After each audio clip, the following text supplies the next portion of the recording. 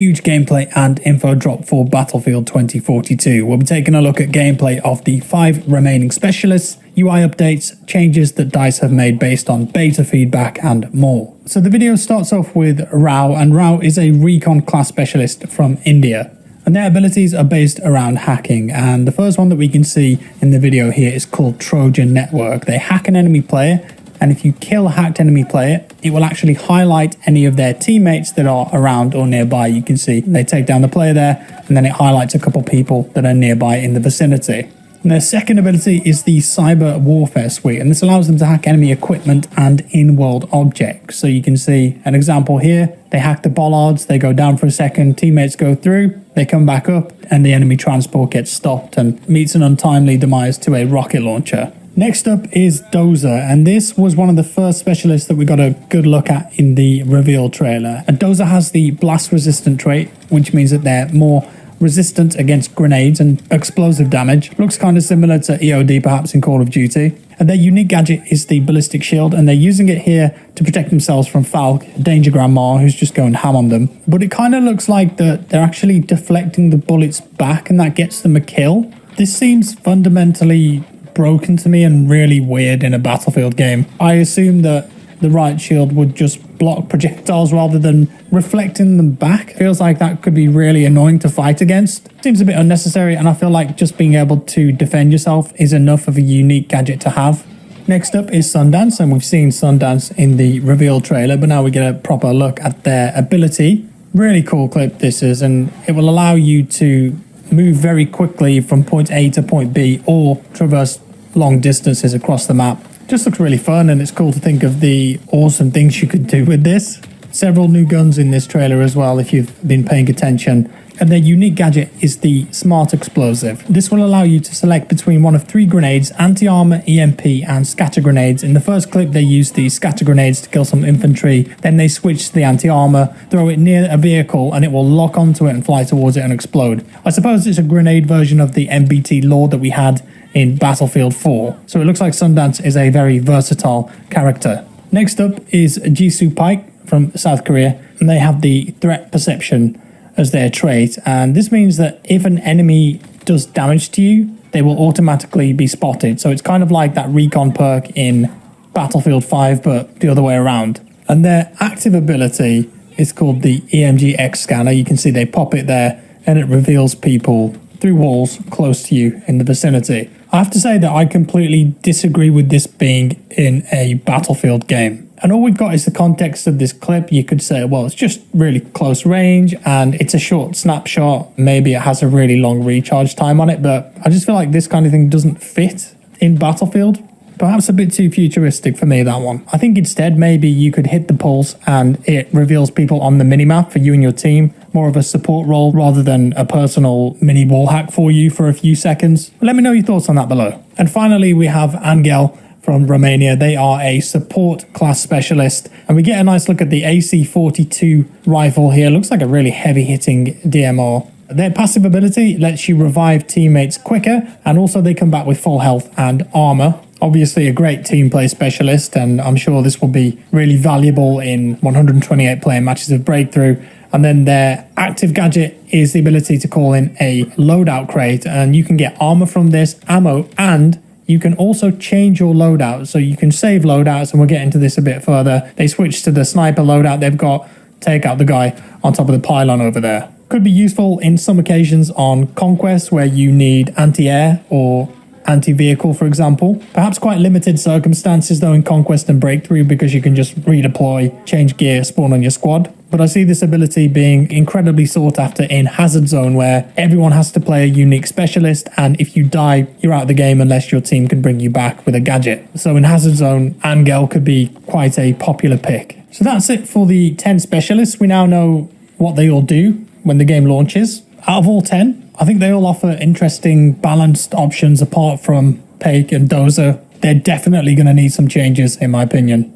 But continuing on with the info drop, they released some B-roll and images of updates to the game. For example, here we can see some of the new user interface. There was a lot of stuff missing from the UI in the open beta, like transport assists, spawn support, resupply, heals. They're all in there now. On the left side of the screen, the kill log, much more readable. And they've got highlighted colours denoting friend or foe killed. And that massive banner across the top of the screen has gone. It's not a solid colour anymore, it's transparent, much less intrusive, it looks way better. They call that the critical alert message, and that appears at key moments of the game if you've got majority of flags, if you're losing, whatever it might be. So they've lowered the size of that, changed how it looks, and also lowered the frequency of those alerts. Check out this too, you may have noticed this at the bottom of the screen. In these clips, the compass is permanently on the screen. Now in the specialist video, it was how we've seen it before, where when you aim down the sight, it appears. So I think these are from different builds of the game, or it's either permanently on the screen now at the bottom, or perhaps you can choose whether you want it to be permanently on or just when you aim down the sight. Either way, I like having the compass there, and I think it's cool that there is at least an option now, it seems, to have it permanently turned on.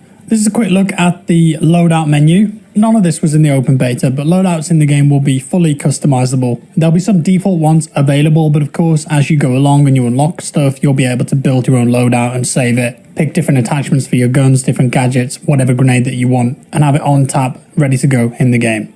This is a look at the Comoros, again, not in the open beta. They've changed it to a square. I'm going to call it the Comma Square now.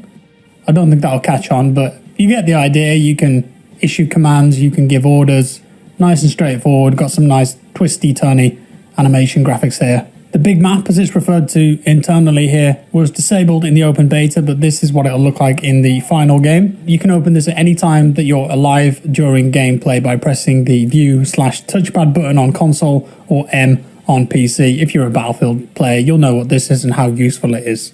Insertion flow, this is what it will look like when you load into a game. So it shows you the makeup of your squad here, what their names are, their levels, their little player card too. Little cutscene here too, where you can see the squad, and the squad leader will make some kind of a quip, and then there's a bit of an audio intro to the level and what you're doing there. Context and narrative for the map, depending on which team you're on. Intelligence has revealed that amid satellite relaunches, the US is placing a prototype weapon into orbit. The launch site is here in French Guiana. Your mission is to breach the facility and do whatever it takes to prevent the Americans from occupying it. I won't lie, you can expect resistance as the Americans dig in, but this wouldn't be a first for you, would it? And then you put your gear, and on first deployment, there's actually a cinematic, an intro, I suppose. Overview for the level. Transport helicopter, mad lad, comes in out of nowhere, drops off you and your squad into the game. Seamless transition there. User interface turns on, and then you are in for the start of the match. And then end of round flow here. Victory. Russians absolutely smashed the US there. Gives you a brief overview. And then it will highlight the players who had outstanding performances. And then take a look at the number one squad, kind of like it does in BF5, but I think there's a bit more information here than there is in that game. Level progress, all the ribbons that you earn, any bonuses, what level you're at, XP, all that good stuff. Some additional controller options here too. And DICE did say in the blog post that they've increased the amount of aim assist in the game for controller players. Some people gave some feedback that it wasn't quite enough in the game, so they've tweaked that. Crossplay invites here, that's what that menu looks like. And then this heat map, which just shows you the most popular areas, I guess, of Orbital, which was played in the open beta. Now, alongside all this, there was a massive wall of text which had a load of information in and detail about some of these changes and additions to the game. A lot of the stuff I covered in my previous video, so I'm not going to repeat it. Aside from that, the other major thing, I guess, was the fact that they've made changes to health regeneration by slowing down the time that it takes for the healing effect to start. So it'll take you a bit longer to start regenerating health and get back to full health. And the purpose of that is to increase the need to work with the medics on your team and in your squad. And to help support those changes, Maria Surette Pistol has been given enhancements and tweaks to improve the feedback that you receive when successfully healing an ally, and making it easier to land a syringe on a friendly target by having the syringes magnetized to friendly targets. They've also made revives faster across the board. In one of the clips from earlier too, you can see Maria Falk's self-heal is now more than double the speed that it was before. It's a lot quicker. And in terms of differentiating between who's an enemy and who's a friend, DICE say that they've made some changes here too. So that means that the lighting is in the process of being further enhanced to enable enemies to more readily stand out on the battlefield, We're also adjusting the tint that applies to enemy soldiers and made changes to the UI so that when you're inside of 10 meters, an icon is now present above the heads of enemy soldiers, provided they wouldn't be otherwise occluded by any terrain or map objects. Similarly, we're working to ensure that friendly icons will no longer be occluded through walls within 40 meters to address instances of our systems failing to represent a player as a friendly teammate before they've entered your field of view. So hopefully, with those changes, identifying enemies and friendlies will be a lot easier. And that's about all the big hitters from the update today. Looks like there were some great additions here. I have to say though, out of all of the 10 specialists so far, Pike and Dozer, some aspects of those I'm just not a fan of at all. I think it would be good if DICE actually elaborated on those specialists a bit more, because on face value, those abilities just seem really strong, and in my opinion, those kind of things don't really fit in a Battlefield game. So that's all. Let me know your thoughts down in the comments below. Thank you so much for watching, guys. I hope you enjoyed this one. If you did, leave a like. If you didn't, a dislike. Subscribe for more, and I'll see you in the next one.